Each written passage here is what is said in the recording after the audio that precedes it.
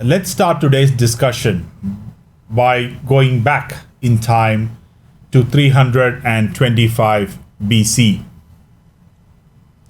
Alexander the Great, the Macedonian king, was on a world conquest. He conquered many parts of the world and reached a region which is now between India and Pakistan. His army was very tired, and he heard that there was some local resistance. So he decided to go and meet the local leaders.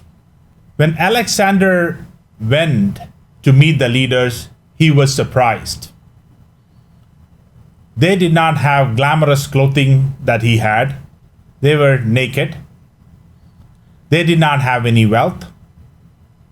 They were detached to material goods. But people claimed they were wise. The Alexander and his entourage called them gymnosophists, meaning naked philosophers. They were probably yogis. The leader of that group asked Alexander, "Who are you? And what are you doing?" Alexander replied, "I'm Alexander, and I'm conquering the world." And Alexander asked the same question to the gymnosophist.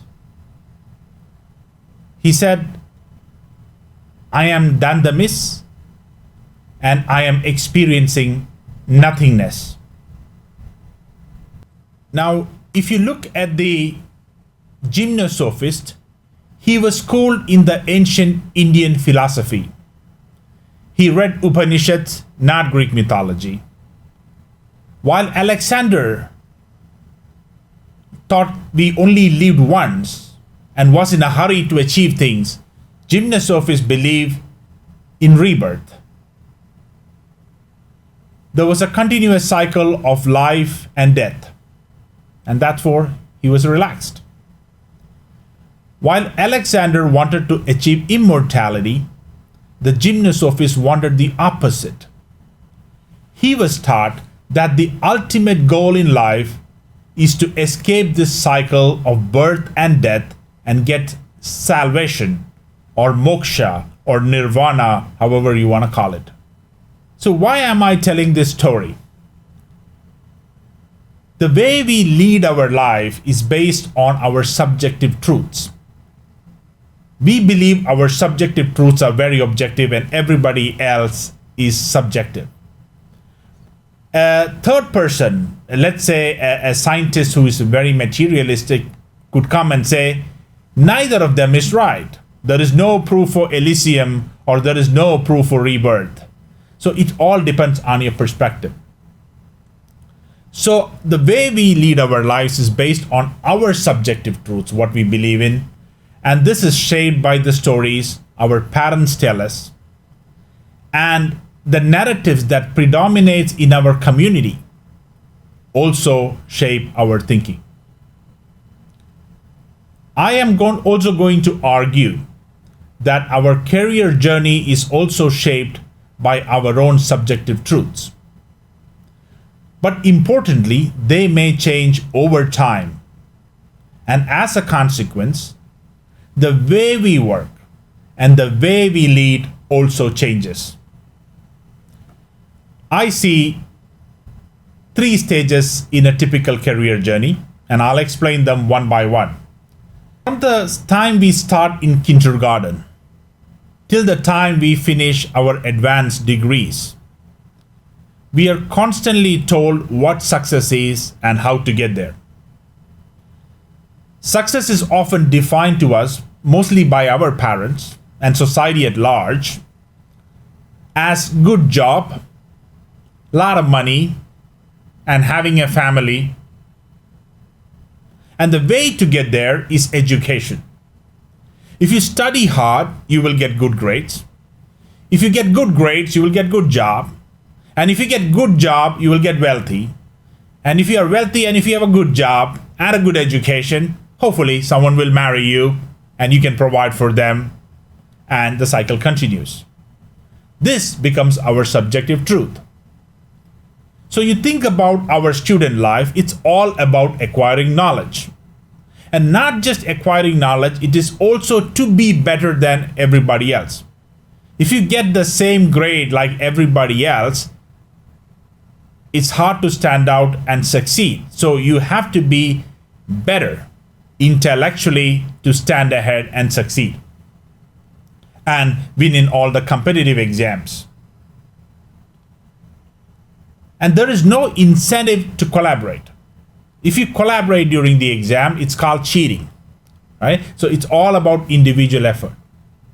With this subjective truth in mind, we study, we eventually get a job, we are all excited.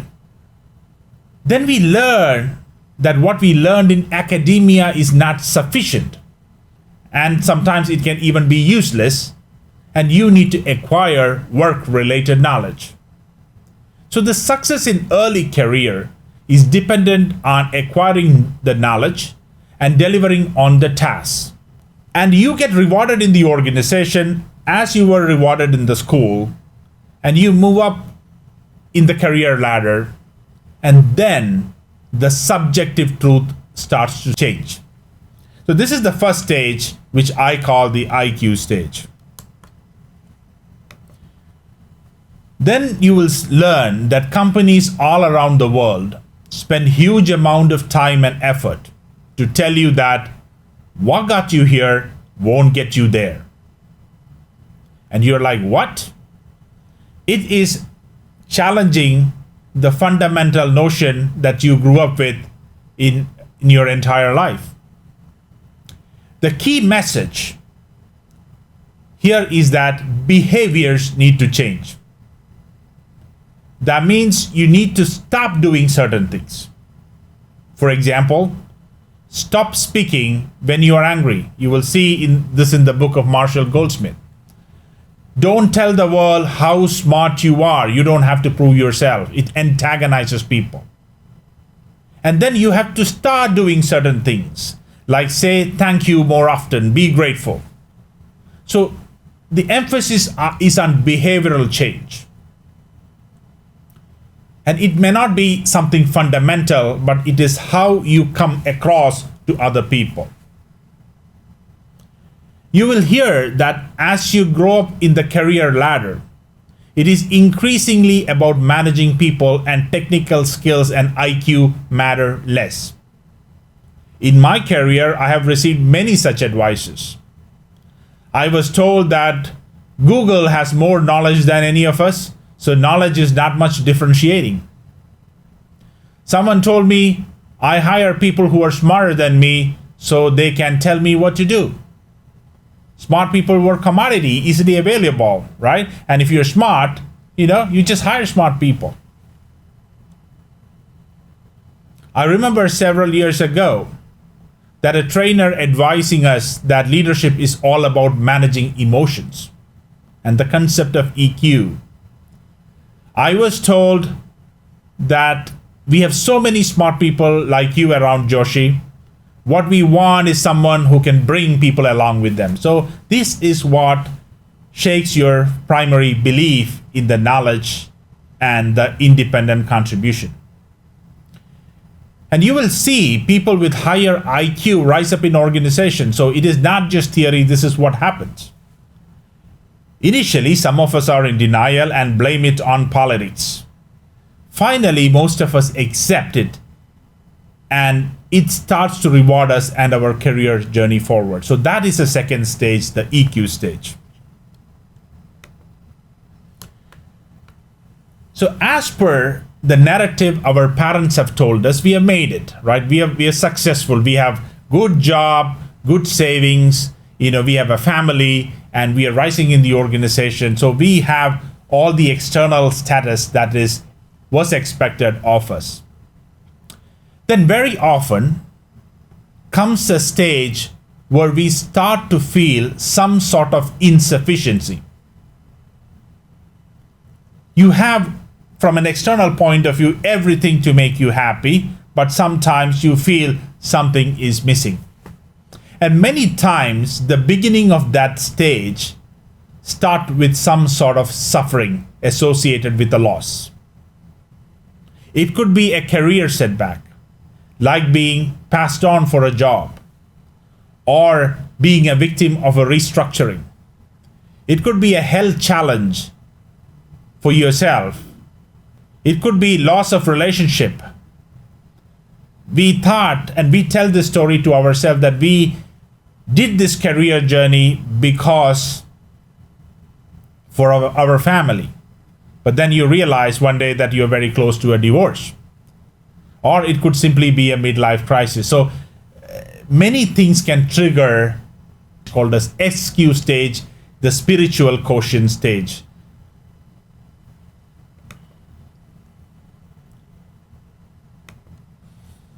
So this is a very difficult transition to make. It is a much more difficult transition than from the IQ to the EQ stage. Firstly, you are mostly confused because you have a crisis, you don't know what to do, and people go through a lot of suffering and pain to make this transition. And this SQ stage has some characteristics which I would like to explain. The people in this stage are driven less by the extrinsic power and are more driven by the intrinsic power. They gain energy from within, not from outside. They seek less approval from outside, and hence they are very confident. Because of that, the people in SQ not necessarily always end up in the highest position in an organization. Many times they do, but sometimes they don't. Because that is not what motivates them. However, they remain very influential in the organization. Why? Because they are a bit selfless. They have sound judgment. They are fair. They have a listening ear, and they have high sense of integrity because they don't answer to anyone else other than their conscience. And they don't feel the pressure to conform. They don't play by the rules, but they are not open rebels because they really care about other people. They are spiritual, and therefore they develop their own style without rebelling. They are typically skilled at coaching, helping people answer their own questions. They tend to be mindful. They don't spend the time worrying about what happened in the past or what will happen in the future. And most of us spend our life doing just that. We are either agonizing of what the traumas in the past or what could go wrong in the future and forget to live the present. The SQ people in SQ stage are more mindful, and they enjoy the small little things in front of them, and therefore they're more joyful. They look at a flower when they are passing. They taste the food better than we do. However, they may be confused because they are still in a reflective stage and they don't have all the answers. And they struggle to let go their ego completely. So people in the SQ stage, on one hand, they may not chase the positions of power or organizational hierarchy, but at the same time, sometimes they feel, are they losing the battle? So they have all these confusions inside of them. The first two stages are driven by extrinsic power. You acquire IQ and you sharpen your EQ skills because you want to succeed. And the stage SQs are driven by the intrinsic power. They seek intangible rewards. In the first two stages, you are all building up knowledge, power, wealth, credentials. And in the stage SQ, it's all about letting go. You care less about recognition. You care less about tangible rewards. The first stage of IQ, you gain power through knowledge. You are told that pen is mightier than the sword. The stage EQ, you get power through achievement because people with high EQ and IQ, they are typically high achievers. They succeed in organizations. So you gain a lot of power through achievement. Stage SQs, they achieve a lot of inner power through reflections. While the stage IQ and EQ build skills and relationship respectively, the SQs accept the world as they are to a large extent, and they are very skilled in dealing with reality and enjoying the reality. IQ stage, as I told, is a lot about I as an individual. The EQ is about we, but it is a tribal we. It is a we where we are talking about my company versus the other company, my department versus the other department, my family versus the neighbors. But in stage SQ, we start to see that we are part of this cosmos and we are all the one. And you start to feel that you as an individual is beyond your physical body, and you transcend into something larger than your physical body and your sensations. Now, spirituality should not be confused with religion. You can be spiritual without being religious. And that is a point I wanted to make. So in an organization, what do we need? Do we need IQs, SQs, or EQs? I would argue that you need all three of them, and there is a place for all three of them. IQs are typically the ones who are in the early stages of their career, like the interns, who gets the task accomplished, and it is very, very important to accomplish tasks. And people with high EQ often provide as leaders. And then there are people with SQ. They often form the conscience of the organization. They're the ones who can say truth to the power. They are the ones who prevent us from getting into integrity issues. So they have a very, very important role. And because they don't chase power, they become a secure base for many of the employees. So there are these two transitions. The first transition is more easier, but it can also be inhibited if you have mental rigidity and if you don't accept the need for a higher EQ. And some people do get stuck in that stage, and that limits their career journey. The second transition, which I said is much more complicated, is inhibited when you have comfort, because you are in a comfort zone. You are a high achieving leader, you have all the material necessities in the world, and it's a comfort zone, and you find it hard to move out of it. Or sometimes you're lost, you don't know what else to do because you're confused. But that transition could be made. So this is my last slide. The title of my presentation was Who Grows, Who Stagnates, and Why.